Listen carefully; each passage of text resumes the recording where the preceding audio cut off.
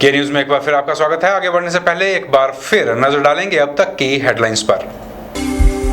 Headlines के प्रायोजक हैं रतन सिंह सराफ एंड सन्स, जहां 1928 से कायम है संपूर्ण गुणवत्ता। रिफ्रेश, एक ऐसा एहसास जो कर दे आपको refresh. Chawla square, hot and favourite of Ludhiana. और एसीसी गोल्ड, सपनों का घर रखे सुरक्षित। मंडी में आयोजित बैठक में सतपाल सत्ती ने कहा, सिर्फ मोदी के नाम का ही सहारा ना ले कार्यकर्ता।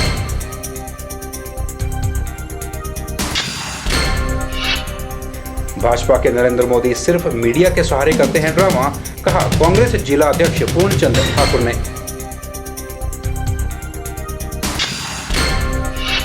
देखिए, शहर को लिफ्ट होने वाले पानी के पास खुद आईपीएच विभाग छोड़ रहा है अपने टैंकों से निकलता गंदा पानी।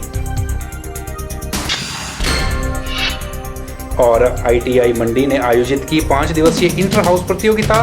पड्डल मैदान में दमखम दिखा रहे हैं खिलाड़ी।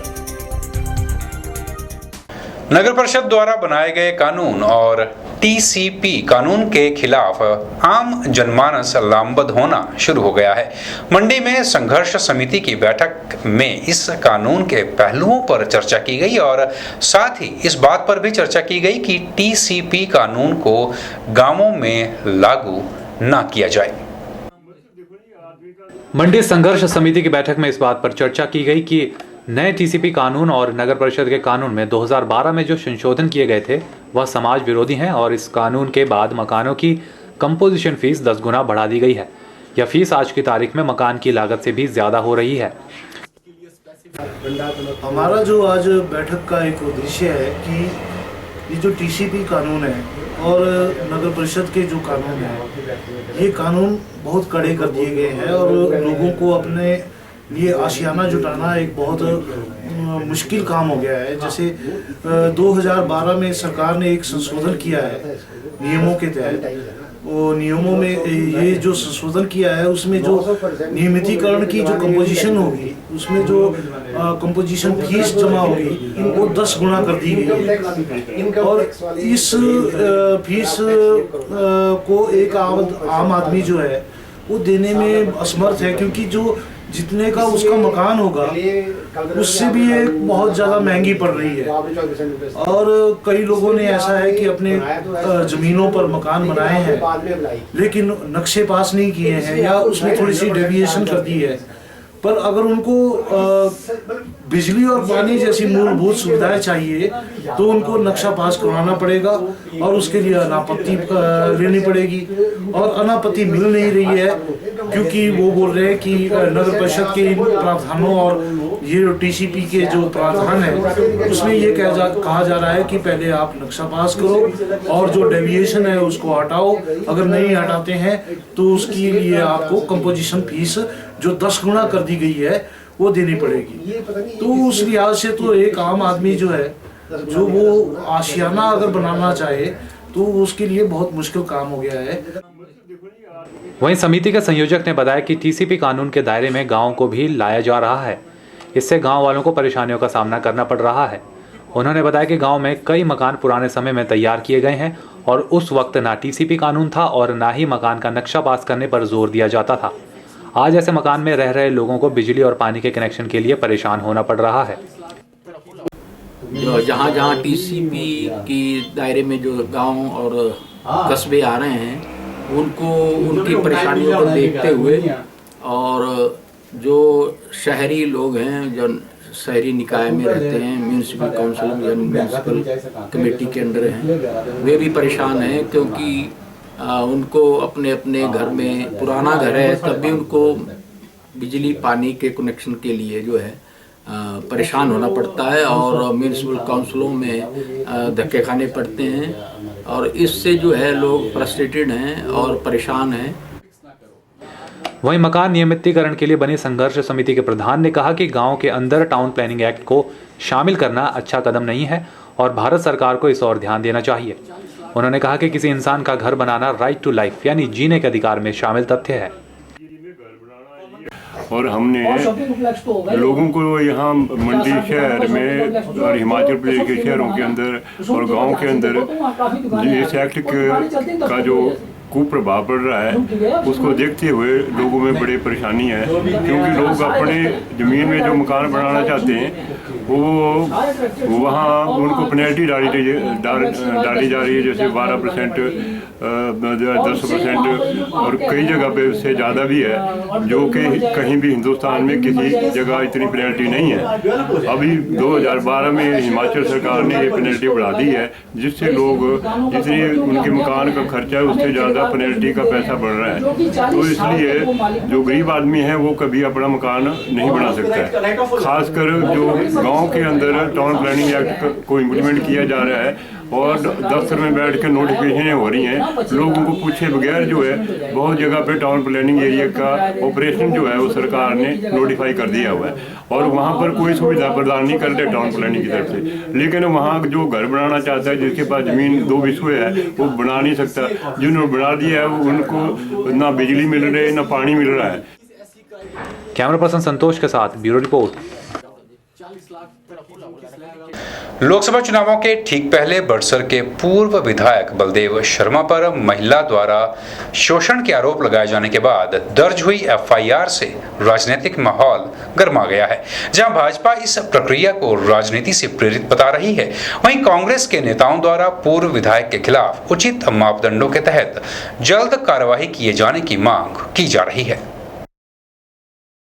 हमीरपुर में कांग्रेस जिलाध्यक्ष नरेश ठाकुर ने कहा कि पूर्व विधायक के द्वारा महिला उत्पीड़न के मामले में पुलिस ने एफआईआर दर्ज करके बढ़िया काम किया है और जो नेता ऐसा काम करेगा उसके खिलाफ ऐसा ही होना चाहिए। देखिए, जहाँ तक जो कार्रवाई कानून ने की है वो सही समय पे और सही कार्रवाई है और ऐसे लोगों को जो है कभी भी माफ़ नहीं किया जाना चाहिए। और इससे जो एक बीजेपी के लोगों के बीच में जो एक नकार था वो सामने आया हुआ। वहीं Himachal Pradesh ex serviceman cell के प्रदेश अध्यक्ष BC लगवाल का कहना है कि पुलिस के द्वारा की गई कार्रवाई नियमों के अनुसार है और अगर कोई नेता ऐसा करता है तो ऐसे दुराचार के मामलों पर कार्रवाई तुरंत होनी चाहिए। उनका ये मैं टिप्पणी नहीं करूंगा, लेकिन ये बीजेपी के लोग इस तरह ही कार्रवाई करते रहते हैं और इसके उनको सजा जरूर मिलनी चाहिए, मैं तो यही कहूँगा। हम आपको बता दें कि हमीरपुर जिले से नादौनता के पूर्व भाजपा विधायक बलदेव शर्मा के खिलाफ शिमला के थाना बालूगंज में दुराचार का मामला दर्ज हुआ है।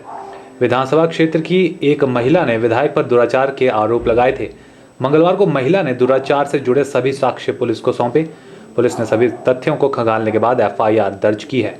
वहीं आरोप लगाने वाली महिला ने कुछ दिन पहले एसपी हमीरपुर को भी एक शिकायत पत्र सौंपा था। के न्यूज़ के लिए हमीरपुर से अमरिंदर सिंह की रिपोर्ट। मुख्यमंत्री वीरभद्र सिंह, सांसद प्रतिभा सिंह और उनके बाद अब उनके कुनबे के सबसे छोटे सदस्य विक्रमादित्य सिंह भी चुनावी प्रचार में अपना दमखम दिखाने मैदान में उतर चुके हैं। हमीरपुर में यूथ कांग्रेस के प्रदेश अध्यक्ष विक्रमादित्य सिंह एक रोड शो करने उतरे और साथ ही विक्रमादित्य ने हमीरपुर लोकसभा क्षेत्र के कांग्रेस ऑफिस का उद्घाटन करने के बाद कांग्रेस के पदाधिकारियों और कार्यकर्ताओं के साथ एक बैठक भी आयोजित की।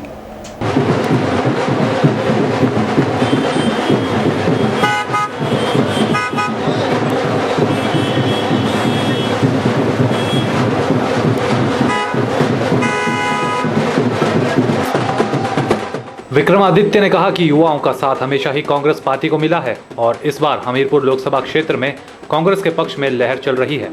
उन्होंने कहा कि अभी तो वे तूफानी दौरे पर हमीरपुर आए हैं, लेकिन आने वाले दिनों में वे पूर्ण रूप से हमीरपुर संसदीय क्षेत्र में ही चुनाव प्रचार करेंगे ताकि कांग्रेस की जीत सुनिश्चित हो सके। अभी तो मेरा एक तूफानी दौरा है, मगर आने वाले समय में अगले 5-10 दिन के बाद मैं खुद यहाँ पर अपना डेरा जमाऊंगा और 8-10 दिन हमीरपुर के क्षेत्रों में हर विधानसभा क्षेत्र का पंचायतों का दौरा करूंगा और निश्चित तौर से एक बदलाव की हवा इस बारी हमीरपुर संसदीय क्षेत्र में है। राजेंद्र राणा जी का आज सुबह में ऊना के कई पंचायतों में मैंने उनके साथ दौरा किया। बड़ा उत्साह लोगों का उनके साथ है और निश्चित तौर से इस बारी वो यहाँ से जो हमारे प्रत्याशी है भारी मतों से यहाँ से विजयी होंगे और लोकसभा जाएंगे। विक्रमादित्य ने कहा कि हिमाचल प्रदेश में केवल और केवल वीरभद्र की लहर है और जब भाजपा द्वारा चलाई गई मोदी की लहर हिमाचल की चट्टानों से टकराएगी तो चूर चूर होकर धराशायी हो जाएगी। हिमाचल में केवल और केवल वीरभद्र सिंह जी की लहर है और जो मोदी लहर है जब वो हिमाचल की चट्टानियों से टकराएगी तो चूर चूर हो जाएगी। बहरहाल चुनावों के समय नेताओं द्वारा किए जा रहे वादे और दावे कितने सही साबित होते हैं ये तो इलेक्शंस के रिजल्ट ही बताएंगे। के न्यूज़ के लिए हमीरपुर से अवरिंदर सिंह की report.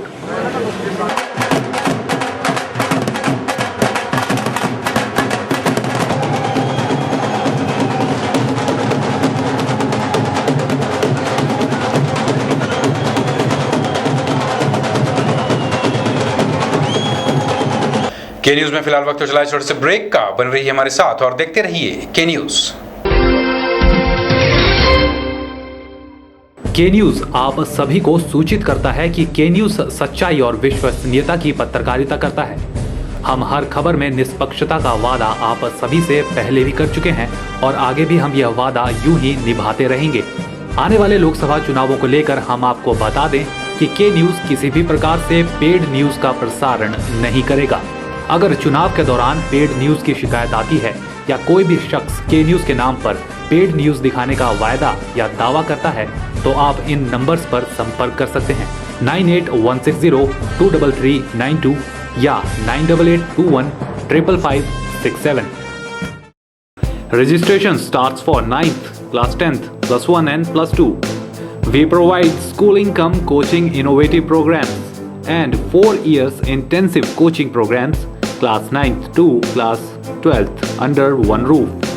We have well-experienced faculty, study material and assignments, preparing students for competitive exams by timely test, subjective as well as objective for IIT, JEE and medical pattern. We conduct timely unit test, terminal test and test reports to parents, individual attention and proper counseling for students. We have a proper library facility and hostel and PG facility. For a bright career and to crack the competitive exams, contact Sachdeva International School, Padal, Mandi. Gupta shawl emporium, जहां आप पाएंगे बेहतरीन व उच्च quality की shawl की विस्तृत variety. यहां pure woollen Kullu shawl, Kashmiri shawl, angora shawl, cashmilon shawl, feather shawl, pashmina shawl के साथ ही शॉल की और भी बहुत सी वैरायटी उपलब्ध है। तो देर न कीजिए और आज ही पहुंचे गुप्ता शॉल एम्पोरियम, सब्जी मंडी के साथ नेर चौक, डिस्ट्रिक्ट मंडी। मोबाइल 9459125400। अब चला गया लकड़ी के दरवाजे और खिड़कियों का रिवाज। जब उपलब्ध हैं एल्युमिनियम फैब्रिकेशन से जुड़े experts MS Singh aluminium and stainless steel fabrication, जो आधुनिक तकनीकों का इस्तेमाल कर बनाते हैं aluminium doors, window, office chamber, steel railing, बॉल्स्टर railing, grill व गेट आदि। साथ ही यहाँ उपलब्ध हैं ग्राइंडर मशीन, ड्रिल मशीन और आधुनिक स्टील और एल्युमिनियम कटर। तो आज ही पहुंचे MS Singh aluminium and stainless steel fabrication, 124/12 Ramnagar, Namdhari Gurudwara के नजदीक, Mandi. Sankalp classes, an institution for JEE means JEE Advanced and Medical Aspirants। यहाँ कॉम्पिटिटिव एग्जाम्स की तैयारी कर रहे बच्चों को दिया जाता है बुनियाद कोर्स, जो है 8वीं, 9वीं और 10वीं के बच्चों के लिए। साथ ही ड्रॉपर्स बैच के लिए JEE मेंस, JEE एडवांस और मेडिकल प्रिपरेशन के कोर्सेज उपलब्ध हैं। हमारे यहाँ आप क्रैश कोर्स भी पा सकते हैं और साथ ही +2 पास बच्चों के लिए इम्पल्स कोर्स। तो आज ही संपर्क करें मेडिकल और इंजीनियरिंग की तैयारियों के लिए और प्रतिभावान स्टूडेंट्स पाएं स्पेशल डिस्काउंट। संकल्प क्लासेस अबव नैना हार्डवेयर, 2nd फ्लोर, नेर चौक, डिस्ट्रिक्ट मंडी। मंडी शहर में जैसा कि आप सभी जानते हैं कि पीलिया का प्रकोप दिन ब दिन बढ़ता जा रहा है। पहले प्रशासन द्वारा इस समस्या के पीछे शिवरात्रि मेले में मिलने वाले दूषित खाने और पीने की चीजों पर एक्शन लिया गया था। शिवरात्रि अब समाप्त हो चुकी है, लेकिन पीलिया के केस अभी भी आ रहे हैं। आज मंडी बचाओ संघर्ष मोर्चा के लक्ष्मेंद्र गुलेरिया ने के न्यूज की टीम के साथ भ्यूली स्थित उस जगह का जायजा लिया जहां पूरे मंडी शहर के लिए पानी लिफ्ट किया जाता है। मंडी में पीलिया का प्रकोप दिन ब दिन बढ़ता ही जा रहा है और प्रशासन और आईपीएच विभाग ने लोगों को जागरूक करने का प्रयास भी किया है, लेकिन फिर भी पीलिया के मामलों में कमी नहीं आ रही। अब जरा हम आपको आईपीएच विभाग के मंडी शहर को दिए जाने वाले पानी के प्रोजेक्ट की झलक दिखाते हैं। यह है मंडी शहर के भ्यूली में स्थित आईपीएच विभाग का लिफ्ट एरिया। यहीं से नदी का पानी लिफ्ट होकर मोतीपुर पहुंचाया जाता है। मोतीपुर से यह पानी ट्रीट होकर आपके घरों के नल तक पहुंचता है। पर अब जरा इस नज़ारे पर नजर डालिए। सड़क पर बहता यह पानी ट्रीटमेंट प्लांट से निकाला गया गंदा पानी है जो इस प्रकार खुले में छोड़ा जा रहा है। यह पानी फिर से नदी के उस भाग में मिल जाता है जिसके आगे से आईपीएच विभाग पीने के पानी के लिए पानी लिफ्ट करता है। इस पानी से संबंधित बहुत से विभाग ऐसे हैं जो इसी पानी का प्रयोग पीने में, अपने रसोई घर में और अपने और बाग बगीचे में भी इसका प्रयोग करते हैं। तो क्या हम जो पानी पी रहे हैं वो क्या शुद्ध है?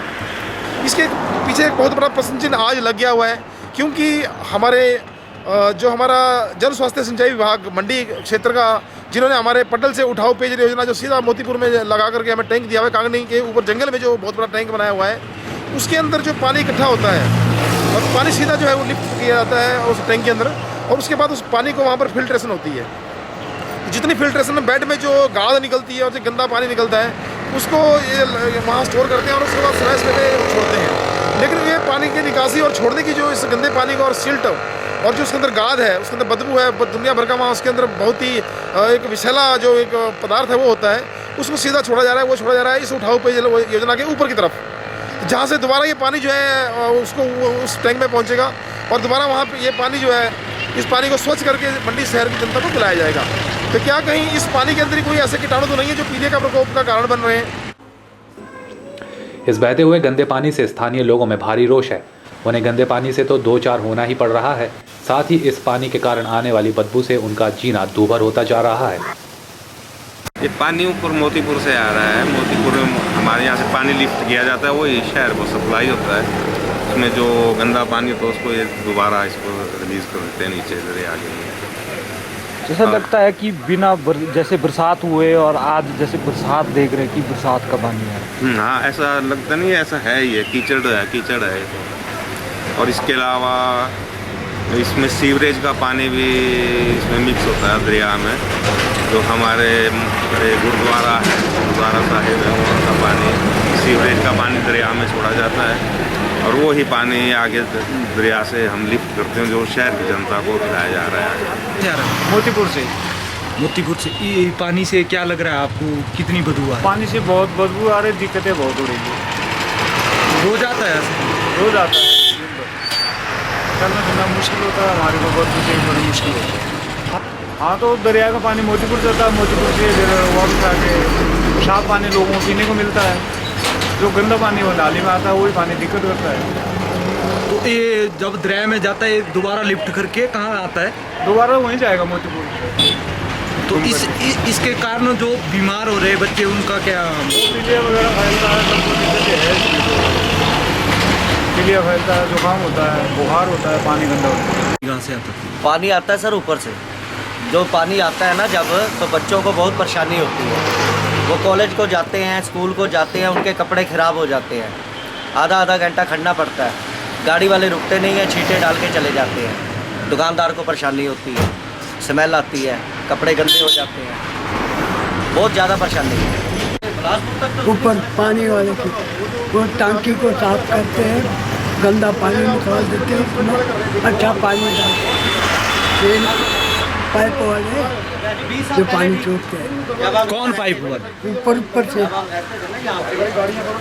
ऊपर नहीं है टंक, वो पानी इधर से आता है। जी, तो आईपीएच विभाग को इस ओर ध्यान देने की ज़रूरत है कि ट्रीटमेंट प्लांट से निकलने वाले गंदे पानी को इस तरह खुले में ना फेंका जाए और साथ ही इस बात के भी प्रबंध होने चाहिए कि जो पानी ट्रीटमेंट प्लांट से निकल रहा है वह लिफ्ट हो रहे पानी के आगे छोड़ा जाए। कैमरा पर्सन लोकेश के साथ ब्यूरो रिपोर्ट। के न्यूज में खबरों का सिलसिला यूं ही जारी है। आप बने रहिए हमारे साथ और देखते रहिए के न्यूज।